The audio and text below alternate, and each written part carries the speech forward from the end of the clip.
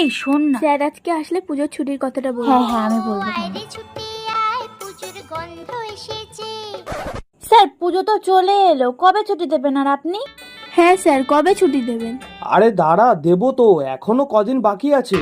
তাড়াতাড়ি কি? চল তোদের আজকে অসুরবধের গল্প শোনাই। হ্যাঁ হ্যাঁ হ্যাঁ স্যার। তাহলে বলি শোন, অসুর ইন্দ্রের সভা দখল করে রম্ভা উর্বশীকে বন্দি করে রেখেছিল আর দেবতাদের উপরে ভীষণ অত্যাচার করত। অসুরের নারীদের উপরে কুনজর ছিল। তার মানে স্যার অসুর প্লে বয় ছিল? তা বেশি এচড়ো পাকা হয়ে গেছে এগুলো। তুই কি একটু চুপ করে শুনতে পারিস না? কোথায় ছিলাম বেশ? ও হ্যাঁ, যখন সব দেবতারা হেরে যান তখন দেবী দুর্গা স্বর্ণপন্ন হন। তার মানে স্যার আপনারা ছেলেরা কোন কম মেন না, যখন দেবতারা একটা মেয়ের কাছে মাথা নিচু করছে তো আপনি কোন ক্ষেতের মূলো?